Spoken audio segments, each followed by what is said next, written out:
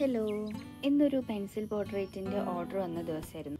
അപ്പോൾ രാവിലെ തന്നെ അത് ചെയ്ത് തീർക്കാമെന്ന് വിചാരിച്ചിരുന്നത്. ഉച്ചയ്ക്ക് ശേഷമാകുമ്പോൾ ഉറക്കം വന്ന് അത് ചെയ്യാനുള്ള മൂടൊക്കെ പോകും. അതുകൊണ്ട് ഞാൻ രാവിലെ തന്നെ അതങ്ങോട്ട് ചെയ്ത് തീർക്കാമെന്ന് വിചാരിച്ചു. സ്കെച്ചിങ്ങും കാര്യങ്ങളും ഞാൻ തലേ ദിവസം രാത്രി തന്നെ കംപ്ലീറ്റ് ചെയ്ത് വെച്ചിരുന്നു.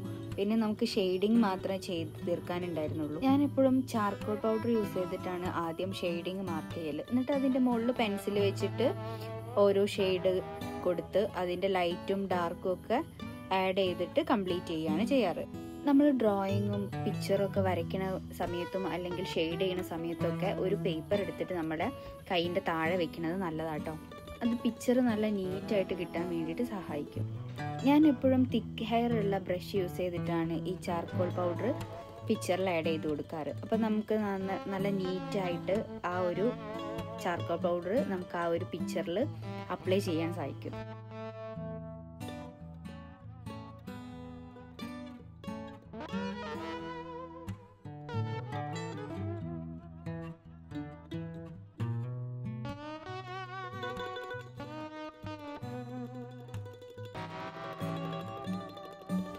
പിന്നെ അതിൻ്റെ മുകളിലാണ് പെൻസിൽ വെച്ചിട്ട് ഷാഡോസ് ആഡ് ചെയ്ത് കൊടുക്കുന്നത്. എന്നിട്ട് വീണ്ടും ഒരു ചെറിയ ബ്രഷ് എടുത്തിട്ട് അതിനെ ഒന്ന് സ്മഡ്ജ് ചെയ്ത് ചേർക്കും.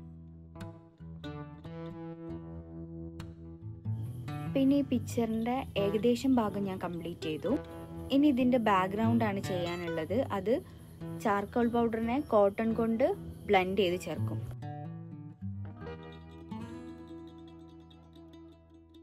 അങ്ങനെ പിക്ചർ കംപ്ലീറ്റ് ചെയ്തു. ഒരു ബ്ലാക്ക് ഫ്രെയിം ഇട്ട് കൊടുത്തു.